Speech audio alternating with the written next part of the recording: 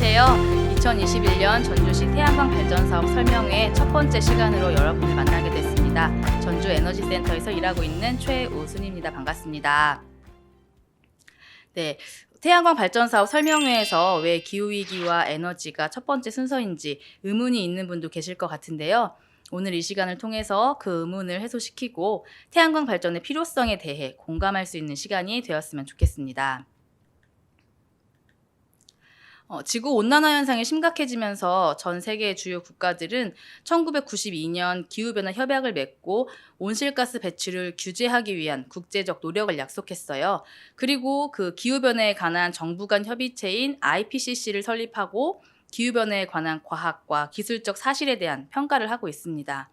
사진은 2018년 인천 송도에서 열린 IPCC 총회에서 지구온난화를 위한 1.5도 특별 보고서가 만장일치로 채택된 모습입니다. 1.5도씨 특별 보고서에서는 화석 연료를 사용한 인간의 활동 때문에 산업화 이전 수준 대비 지구의 평균 기온이 약 1도 상승했고 0.5도가 높아진 1.5도를 기록하게 되면 생명체가 지속할 수 없는 환경이 되기 때문에 1.5도 이상으로 올라가지 않게 억제가 필요하다고 명시되어 있습니다. 이산화탄소 배출량을 2030년까지 최소 45% 감축해야 하고 2050년까지 0%를 만드는 탄소 중립이 되어야 한다고 말입니다. 화석 연료의 사용으로 온실가스 배출이 되면서 지구의 온난화가 발생됐고 기후변화가 일어나고 있죠. 인간의 삶을 더욱 힘들게 하고 있습니다.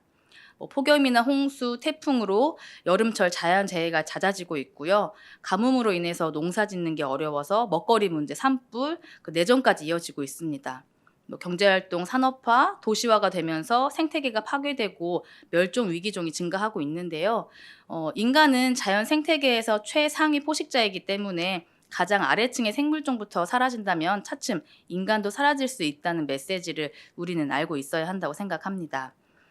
그리고 해수면 상승이나 공기 오염이 심해져서 삶의 터전을 떠나야 하는 환경 난민도 점점 늘어나고 있고요. 코로나와 같은 전염성 질병도 앞으로는 더 자주 발생할 것입니다.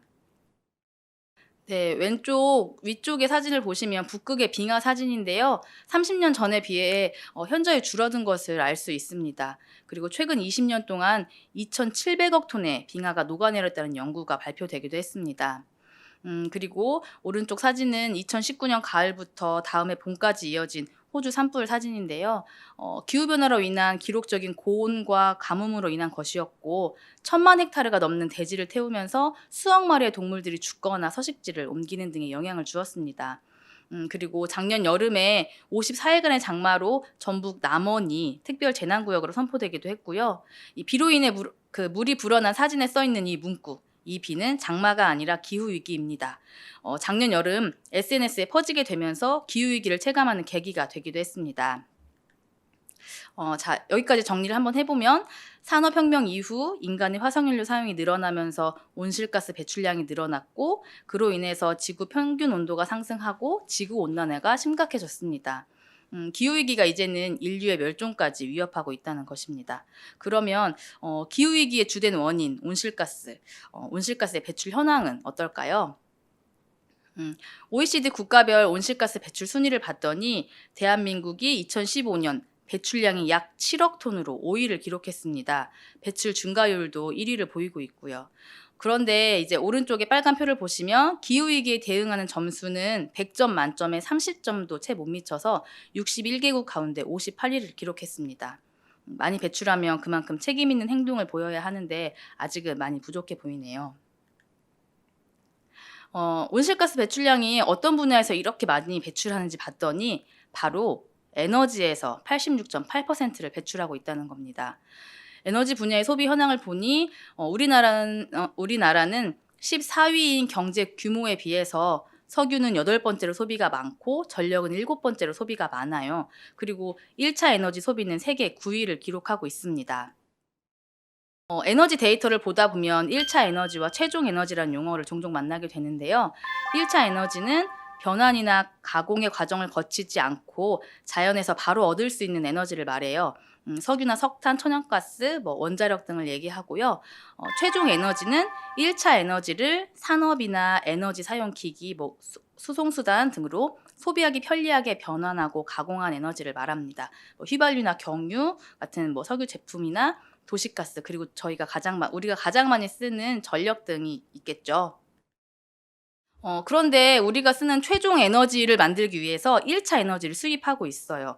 원유는 중동이나 아프리카에서, 천연가스는 카타르, 호주, 석탄, 원자력 발전에 필요한 유연탄이나 우라늄은 호주나 러시아 등에서 수입을 해오고 있고 그 비율이 93%입니다.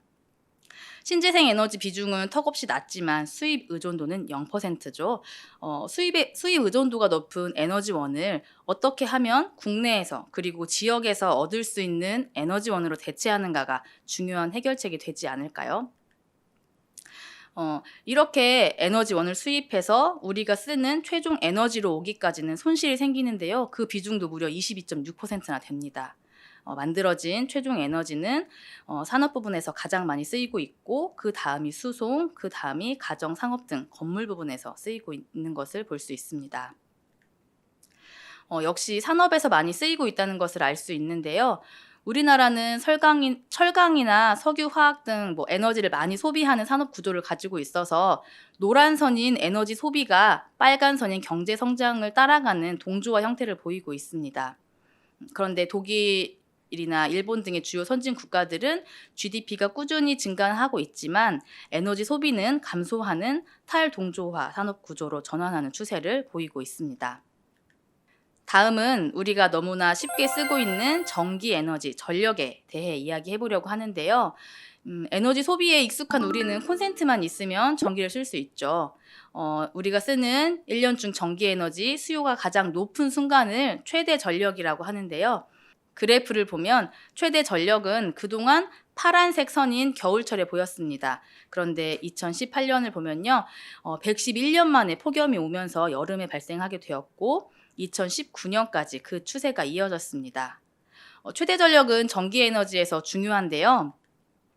최대 전력량만큼 에너지를 만들지 못하면 블랙아웃, 즉 대규모 정전이 발생하기 때문입니다. 그래서 최대 전력 이상의 공급 능력을 항상 준비하고 있어야 하기 때문인데요. 에너지를 효율적으로 쓰고 소비도 줄이면 최대 전력량을 낮출 수 있겠죠.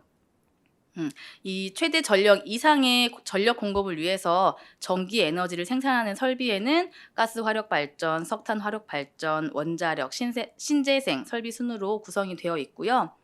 발전량을 보면 석탄 화력 발전소에서 만들어지는 전기 에너지가 40%로 가장 많고요. 그 다음이 원자력, 천연가스, 신재생 에너지 순서입니다.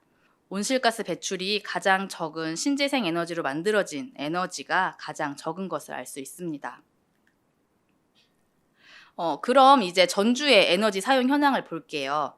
에너지 원별로 소비 현황을 보면 석유는 수송 분야에서 73% 사용 비중을 보이고 있는데요.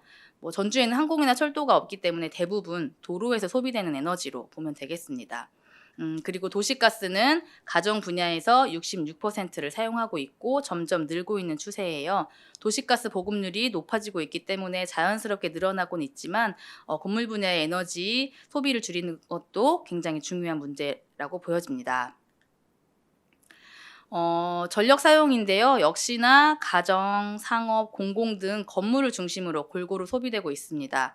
에너지 원별 전체 비중을 놓고 봤을 때는 석유가 50%를 넘어서 가장 많이 쓰이고 있고요. 그 다음이 전력, 도시가스 순인 걸 알 수 있습니다. 사용하고 있는 부문별 에너지 소비 현황을 보면 왼쪽 표에서 알 수 있는 파란색 그래프, 산업을 제외한 모든 부분에 에너지 소비가 증가했고요.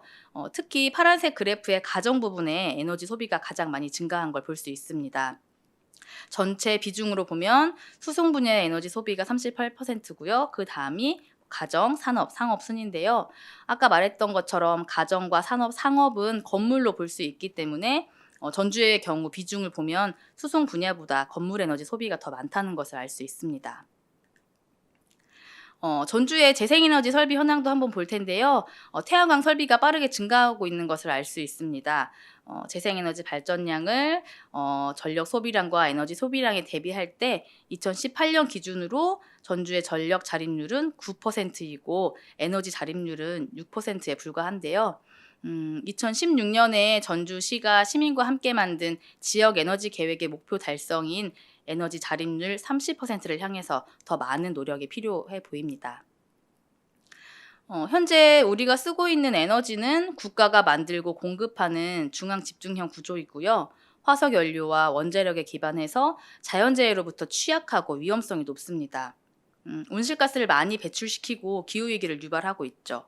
에너지 전환이 무엇보다 필요한 때라고 생각이 됩니다.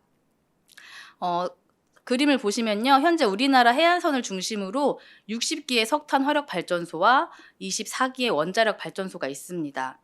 기후위기 대응이 국제사회의 과제로 대두되면서 석탄 화력과 원자력 발전은 감소세로 이어지고 있는 상황인데 여전히 국내에서는 신규 건설을 추진하고 있는 석탄 화력 원자력 발전소가 있습니다. 이런 점에서 많이 안타까운 상황이고요. 앞으로 더욱 과감한 감축으로 이어질 수 있도록 촉구가 필요합니다. 네, 앞에서 본 그림처럼 해안가에서 석탄과 원자력으로 만들어진 에너지는 발전 시설이 없는 도시로 보내지는데요. 왼쪽의 그림은 송전선로가 표현된 것입니다. 이제 보면 수도권으로 송전망이 집중이 되어 있죠. 위험한 발전 시설이 있는 지역의 주민들, 송전선로가 지나가는 지역에 사는 주민들은 다른 지역에서 소비되는 에너지를 위해서 위험 부담을 안고 있는 거죠. 이러한 문제를 해소시키기 위해서는 분산형 에너지 시스템이 필요합니다. 태양광, 태양열, 소형 풍력, 연료 전지 등의 작은 발전소가 곳곳에 존재하고 서로 연결되어서 지역에서 필요한 만큼 생산하고 소비되도록 하게 하는 것입니다. 전주에 곳곳에 태양광을 비롯한 재생에너지가 확대된다면 이러한 분산형 시스템도 가능하리라 생각이 됩니다. 대형 발전 시설에 의존하지 않고 화석 연료 사용을 줄이는 실제 사례를 몇 가지 보면 왼쪽의 빌딩 사진은 외벽에 태양광 패널을 설치해서 에너지를 만들어내고 있는 서울의 한 건물이고요. 오른쪽에 보이는 사진은 전주시 공공부지를 시민에게 임대해서 태양에너지를 생산하는 전주 시민 햇빛 발전소입니다. 현재 사업까지 건립되었고요. 4강에서 사례를 들어볼 수 있습니다. 아래는 고창인데요. 90호 앞바다에 해상 풍력단지가 60메가와트 규모로 설치되어서 풍력 에너지를 생산하고 있습니다. 산업혁명 이후 우리는 풍요로운 삶을 만들어냈습니다. 하지만 온실가스를 많이 배출해서 기후변화도 만들어냈죠. 2050년까지 온실가스를 제로로 만드는 일이 어쩌면 너무나 먼 미래일 수도 있지만 원인을 알고 방법을 찾고 행동하기 시작한다면 아직 희망은 있습니다. 전주에너지센터는 여러분과 함께 희망을 찾고 지원하기 위한 활동을 하겠습니다. 그럼 이만 마치겠습니다. 감사합니다.